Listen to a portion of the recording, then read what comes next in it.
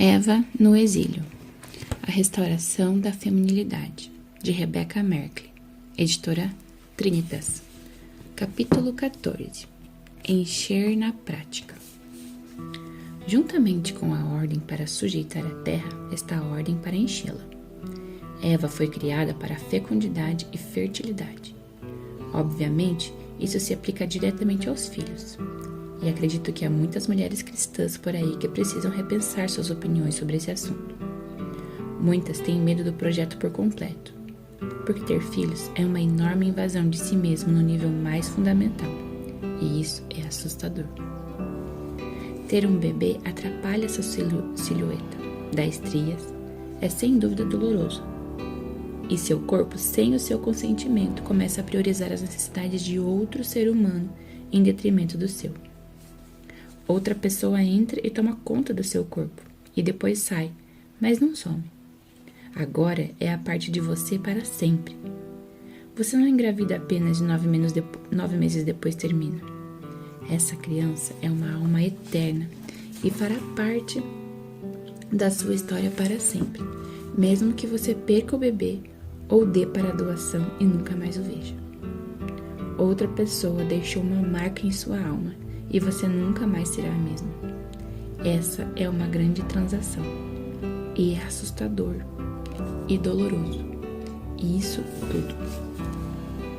Sim, você terá de se entregar por completo, mas apesar disso, foi para isso que Deus nos criou. E se recusarmos-nos a colocar a semente no solo, nunca veremos a flor. Se não aceitarmos a morte, nunca veremos a glória. Mas se você se entregar ao solo fértil da obediência e fé, Deus usará isso para produzir frutos, 30, 60 e 100 vezes mais.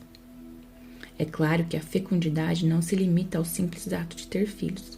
Há muito mais do que isso. E as mulheres que não são capazes de ter filhos, porém ainda podem ser surpreendentemente frutíferas em muitas outras áreas. E mesmo no ramo físico da gravidez, a simples quantidade nunca foi o objetivo. Em Malaquias nos é dito: e não fez ele somente um, sobejando-lhe espírito? E por que somente um?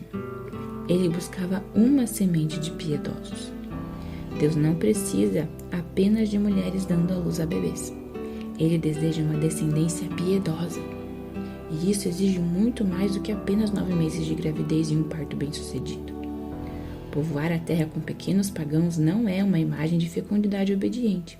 E seria um erro pensar que as mulheres foram trazidas à cena com o objetivo de simplesmente produzir muitos seres humanos genéricos. Ter 15 filhos rebeldes não é uma vitória espiritual. Deus deseja uma descendência piedosa, e isso não acontece por acidente, e não acontece automaticamente. Parte de nosso chamado à fecundidade envolve educar nossos filhos na disciplina e na admoestação do Senhor. Efésios 6:4. E esse é um empreendimento de contato completo, não algo que você pode fazer apenas esbarrando em seus filhos ocasionalmente entre viagens de negócios. Mas você também não pode fazê-lo caso se recusar a ter filhos. Agora, não precisa nem dizer que se Deus não lhe deu filhos, seja porque é solteira ou porque não pode conceber, é claro que você ainda pode ser frutífera, gloriosa, produtiva e abençoada por Deus em sua feminilidade e em sua vocação. Não há nada inerentemente abençoado no ato físico de ter filhos. Uma mulher pode ter filhos para a glória de Deus, ou em desafio a Deus. E uma mulher pode não ter filhos para a glória de Deus, ou em desafio a Deus. Minha preocupação agora é com as mulheres desse último grupo. Mulheres que desprezam a fecundidade com a qual Deus as abençoou. Mulheres que chamam essa bênção de maldição e que se recusam a morrer para si mesmas, a fim de que outra pessoa possa viver. Essa atitude é encontrada em sua forma mais potente no movimento feminista radical nos Estados Unidos, onde isso já está embutido há mais de um século. Porém, seu aroma soprou para dentro de muitos casamentos cristãos. Muitas mulheres cristãs não querem ter filhos até que tenham tido uma vida primeiro. Mas todas as suposições por baixo dessa decisão são moldadas por um feminismo radical, que, para o crédito delas, elas provavelmente rejeitariam se ouvissem em sua forma pura. Por exemplo, como uma blogueira lésbica colocou: não estamos aqui para procriar, pois procriar não faz mais do que reforçar o papel das mulheres como a cuidadora e nutridora. Ao termos filhos, prejudicamos nossas carreiras, tornamos-nos vulneráveis a ataques e abusos e somos reduzidas a um trabalho não remunerado. Ou em uma peça editorial sobre por que escolher uma vida sem filhos é uma decisão admirável e não egoísta, uma autora feminista diz, abre aspas, uma sociedade que prioriza o prazer e a autoestima soa muito melhor do que aquela que valoriza a negação, o sacrifício desnecessário e a resignação geral com as coisas do jeito que são, pelo menos para as mulheres. Fecha aspas. Muitas cristãs olhariam um pouco torto ao ouvir essas palavras ditas de forma tão explícita, mas ainda baseariam todas as suas decisões pessoais em uma noção de que, uma vez que a mulher engravida, torna-se irrelevante, marginalizada e excluída do jogo. Elas não enxergam a maternidade como um mundo de oportunidades se abrindo, mas como um mundo de oportunidades se fechando bem diante de si. Nossa cultura passou a desprezar tanto a fecundidade que às vezes nós cristãs não vemos o quanto isso se infiltrou em nosso próprio pensamento. Mas se Deus diz o contrário, e Ele diz, então nosso dever é confiar nele e seguir com fé e obediência uma ordem, que sim, pode parecer intimidadora e assustadora. Mas a boa notícia é que quando confiamos em Deus, Ele nunca está do outro lado esperando para dizer, haha, enganei você. Deus é fiel e dá o que promete. Obediência e fé nunca se revelam como armadilha. Mas as mulheres são chamadas a serem frutíferas de várias maneiras, não apenas no ato físico de ter filhos. Nosso propósito não é encher o mundo apenas com humanos. Somos ordenadas a encher a terra com o conhecimento do Senhor, como as águas cobrem o mar. Mateus 28, 18 a 20 e Eclesiastes 2, 14. Isaías 1, 9 também. E como a grande comissão foi dada à igreja, não apenas aos homens, as mulheres obviamente têm um papel enorme a desempenhar aqui. Mas qual? Como podemos ser frutíferas nessa área? A Bíblia é bastante clara a respeito de um papel que as mulheres não devem desempenhar, o de pregador ou presbítero na igreja. E isso tem causado grande angústia entre as mulheres que gostariam de ser tanto cristãs quanto feministas. Paulo realmente não podia ser mais claro sobre esse assunto. Abre aspas. E não permito que a mulher ensine nem exerça autoridade de homem. Fecha aspas. 1 Timóteo 2:12. Essa lamentável franqueza levantou uma enorme quantidade de poeira. Também nos levou a uma vasta gama de estudos complicados e contorcionismos do grego e do contexto antigo do Oriente Próximo, pelos quais feministas bíblicas acadêmicas conseguiram provar que quando Paulo diz que não permite que uma mulher ensine ou tenha autoridade, o que ele realmente quer dizer é que as mulheres definitivamente devem ensinar e ter autoridade. Se você não entende o argumento, obviamente não leu minha tese sobre o assunto, que é muito acadêmica e também acadêmica. Mas se somos mulheres que se preocupam um pouco em ser intelectualmente honestas, temos que concordar com o fato de que não podemos ser pastoras. Então, esse é um ponto. As posições de ensino pastoral estão fora, e no panorama geral, isso não é exatamente tirania e opressão despóticos. As mulheres que têm seus sentimentos magoados com isso precisam realmente sair mais e ver que, de fato, existem pessoas no mundo com problemas reais. Mas, se não é para sermos líderes da igreja, então qual contribuição significativa poderíamos dar à missão da igreja? Existem as respostas óbvias para isso, respostas que todo mundo sabe, mas eu realmente gostaria de ir um pouco além delas. Aquilo que é evidente, aquilo em que todos nós já pensamos são coisas como mulheres cuidando dos povos, mostrando hospitalidade e sendo evangelistas. Mas quero ir um pouco além e dizer que não é apenas nesses momentos que ajudamos a causa, mas também que nosso papel no dia a dia no lar é absolutamente vital para a disseminação do evangelho. E é por causa disso. Quando os homens trazem mudanças, geralmente fazem isso por decreto. Eles decidem como algo será, explicam-no claramente e esperam que as pessoas se conformem a ele. É muito linear e direto, e é um papel vital e necessário. Porém, as mulheres têm outra forma de efetuar mudanças e fazem-no por tornar algo atraente, tornando-o amável. É para isso que estamos equipadas, para o que fomos criadas. É nisso que somos boas e que amamos. E é incrivelmente poderoso para o bem ou para o mal. Quantos homens foram desviados de tudo que diziam acreditar pela bela mulher errada? Quantos homens tiveram suas lealdades e suas virtudes cimentadas, ancoradas e firmadas pela mulher certa?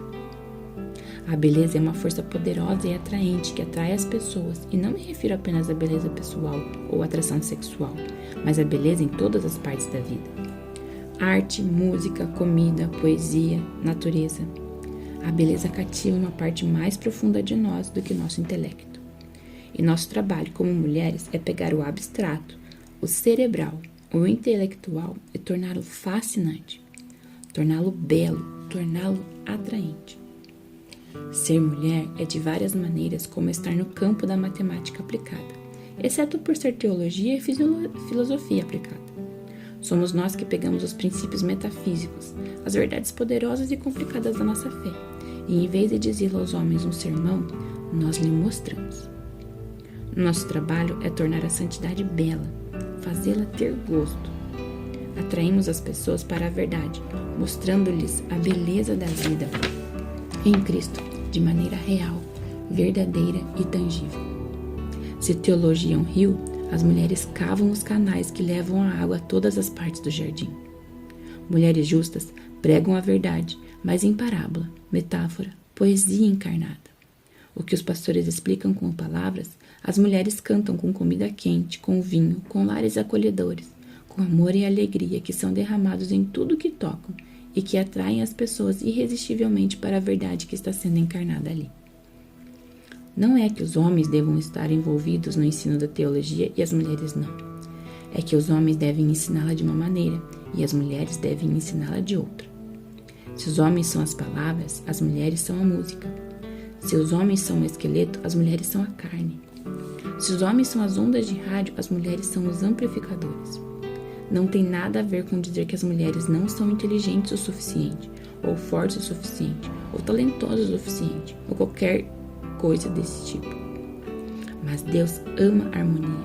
Ele ama o mesmo tom sendo tocado em diferentes partes da música, entrelaçando-se, harmonizando-se, e cada um tornando o outro mais potente em virtude do fato de que cada um está fazendo algo diferente do outro. Deus está escrevendo uma música com harmonia, e as feministas querem insistir para que todos fiquem na mesma nota o tempo todo. Se a verdade fosse um caramelo salgado, as feministas gostariam de tirar o caramelo e servir apenas o sal. Na notória passagem de 1 Timóteo 2, em que Paulo proíbe as mulheres de ensinar, acho interessante que ele também discuta como ela deve aprender. Todo mundo fica magoado com o fato de que ela deve aprender em silêncio, mas o que eles não percebem é que ela está aprendendo. Paulo está pressupondo que as mulheres devem ser estudantes da palavra, e não há nenhuma indicação de que é mais importante que os homens sejam educados na fé do que as mulheres. As mulheres são proibidas de pregar teologia, mas nunca se supõe que elas não devem conhecer teologia. E não aprendemos verdades importantes para que possamos manter o conhecimento para nós mesmos, trancado lá no fundo de nossos cérebros para nossa própria edificação pessoal, mas para que possamos pegar essa verdade e então traduzi-la em tudo o que fizermos. Se nosso trabalho é pegar as complicadas verdades da ortodoxia e pregá-las por meio de alimentos, estofamentos, roupas, sexo, histórias para a hora de dormir, parto e arranjo de flores, então eu diria que ter uma boa noção de nossa teologia é uma obrigação. Nosso trabalho enquanto mulheres, e essa é uma responsabilidade fenomenal, é dar forma às importantes verdades de nossa fé. Se nosso papel é fazer com que a verdade tenha sabor, tornar a santidade bela, como então isso se dá em detalhes? Como um exemplo aleatório disso, considere o Natal. É claro que o Natal é, no fim das contas, quando Deus fez o que nós, mulheres, podemos apenas sombrear. A encarnação final. Em Belém, a palavra de Deus se fez carne e habitou entre nós. A consolação de Israel nasceu de uma mulher, e esse momento foi tão impressionante que até as estrelas tiveram de descer e a ele assistir. E então, todos os anos, celebramos esse momento. Tomamos uma das verdades teológicas mais difíceis, a encarnação, e tentamos mostrar essa verdade por meio de nossas celebrações. Os homens podem falar sobre a encarnação, os pais da igreja podem escrever importantes tratados sobre ela, os pastores podem empregá-la, os teólogos podem analisá-la e defini-la, mas nós, mulheres, somos aquelas que fazem com que ela tenha algum sabor. Fazemos com que ela cheire bem. Quão louco é isso? E para o meu próximo truque, pegarei de Incarnazione de Anastácio e o recitarei com biscoitos, papel de embrulho, canela e marshmallow. Luzes coloridas, toalha de mesa, idas às compras, pedidos frenéticos de última hora na Amazon e Tinder. E farei isso de tal forma que meu filho de 4 anos realmente o entenderá. E isso criará raízes profundas em sua alma, onde seus amores e lealdades serão ancorados e suas fidelidades serão moldadas até depois de seus 90 anos. A feminilidade é poderosa, persuasiva e atraente. O principal exemplo disso é, na verdade, dado a nós nos versículos seguintes de 1 Timóteo 2. Muito nos é dito aqui que as mulheres devem aprender em silêncio, que não podem ensinar ou ter autoridade sobre o homem, que Adão foi formado primeiro e Eva depois, e que Adão não foi iludido, mas a mulher, sendo enganada, caiu em transgressão. Não creio que o ponto principal aqui seja que as mulheres não são tão boas em pensamento crítico ou são ingênuas demais para serem autorizadas a ensinar. Embora essa interpretação seja certamente difícil de negar quando olhamos para a fila de mulheres que estão tentando argumentar que deveriam ser pastoras.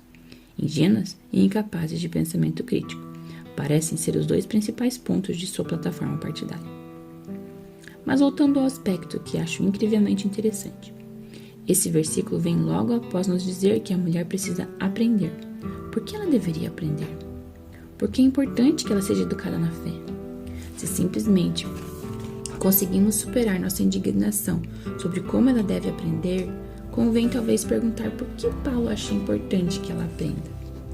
E realmente penso que ele responde essa pergunta, porque quando Eva foi enganada e acreditou na coisa errada, veja a incrível destruição que causou. Eva foi enganada, seu intelecto caiu em erro, mas esse não foi o problema de Adão naquele momento. Ele não foi enganado de forma alguma, mas foi junto com Eva de qualquer forma. Seu cérebro não estava confuso, mas Eva, mesmo no erro, é poderosa e atraente. Uma mulher que se apegou a uma crença incorreta ainda é perigosamente persuasiva. Ainda exerce uma influência enorme, mesmo que o homem tenha perfeito conhecimento das coisas. É absolutamente vital que as mulheres sejam bem versadas na fé, porque se as mulheres não forem, receio que os homens também estejam em perigo. Ainda que na ocasião estejam muito bem preparados teologicamente. Portanto, é absolutamente vital que as mulheres sejam soberbamente educadas. Uma mulher ignorante talvez seja um dos perigos mais letais do planeta.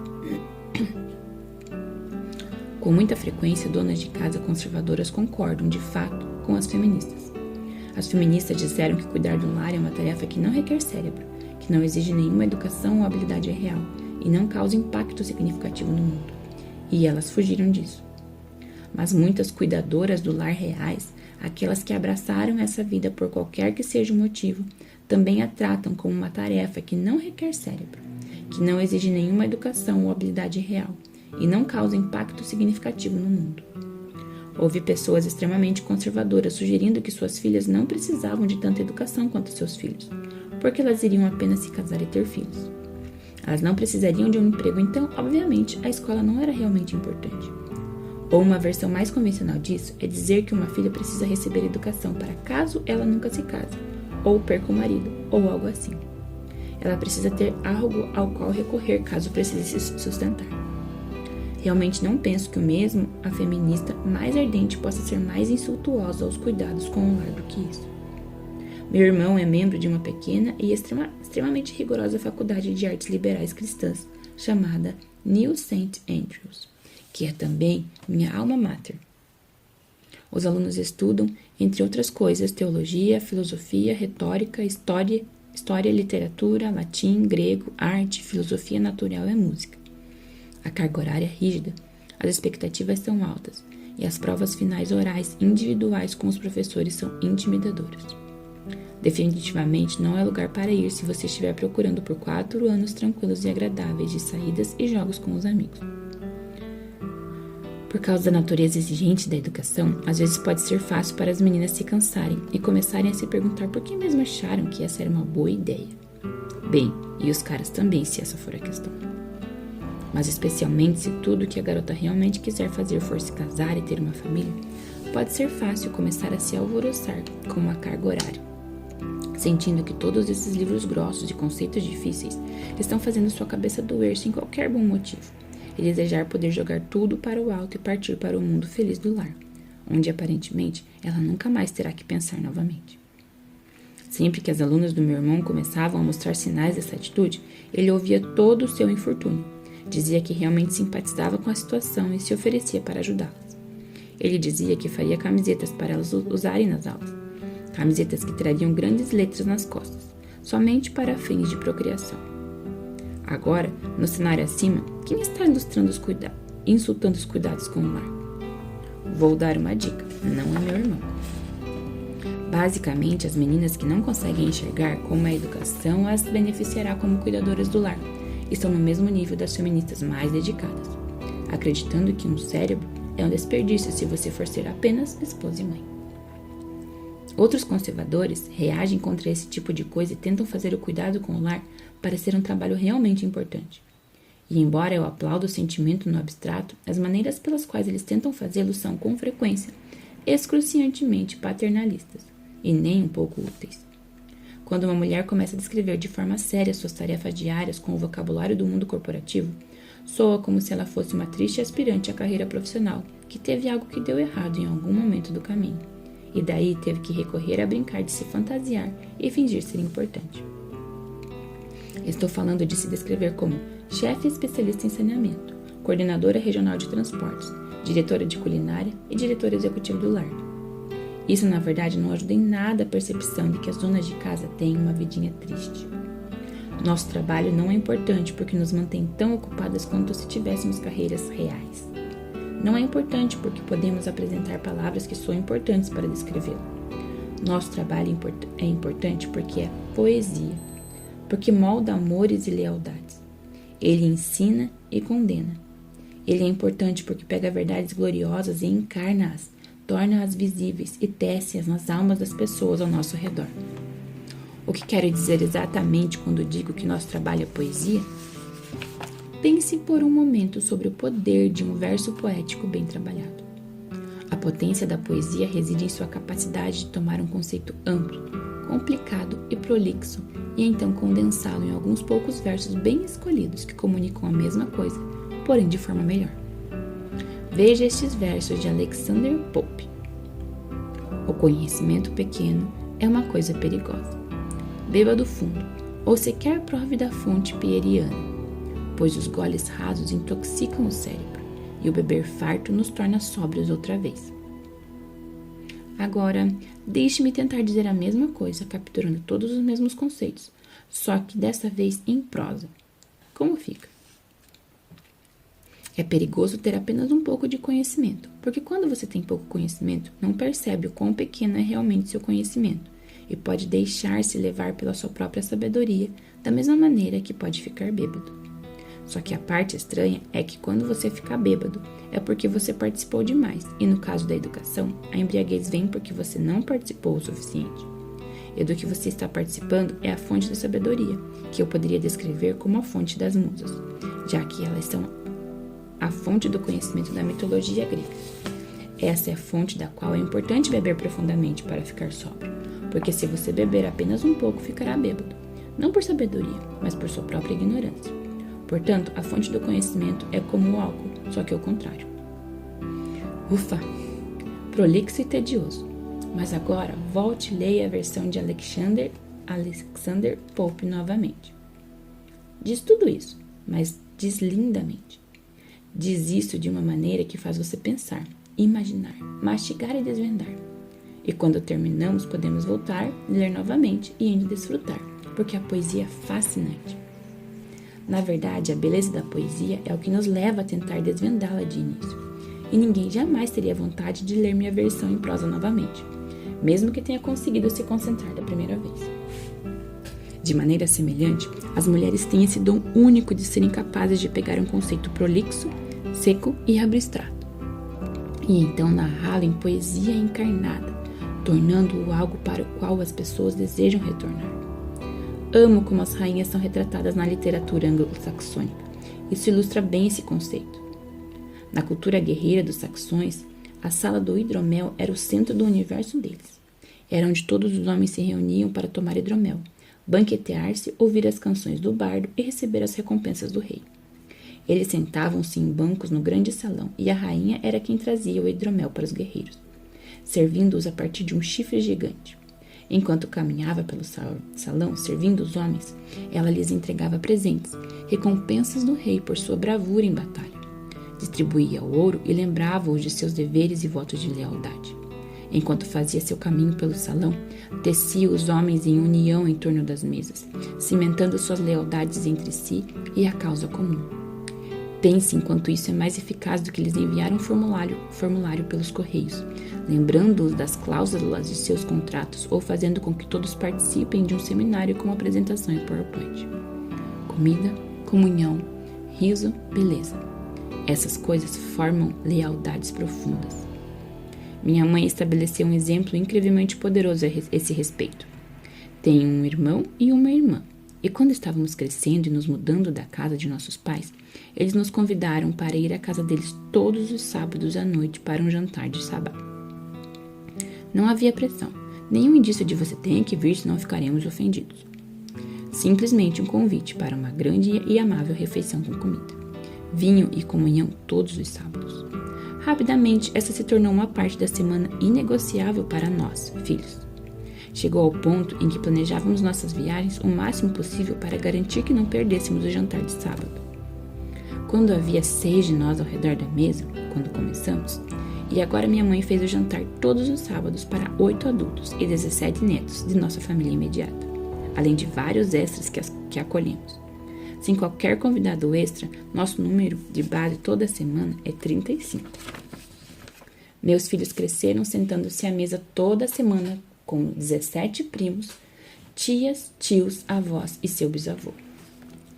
As crianças têm seus copos cheios para brindar o dia do Senhor, e a noite é repleta de comida incrível, risos, caos, bagunça e histórias, discussões políticas e queimadas primos versus tios, apelidado de queima-tio, nas noites de verão. Quando olho em volta todos os sábados à noite para o mar de rostos sorridentes de primos, vejo profundas alianças sendo formadas e lealdades sendo cimentadas na sala de hidromel de minha mãe. Esses são laços que serão muito, muito profundos e são formados pelo amor sacrificial da minha mãe. Amor do qual se sente o cheiro assim que se abre a porta do carro na entrada da garagem. Amor que tem a aparência de uma linda mesa. Amor que tem gosto de carne, batata e molho. Amor que você pode ouvir na conversa de vozes felizes rindo ao redor da comida e do vinho. Amor que você pode sentir no calor do fogo crepitante e nos abraços acolhedores.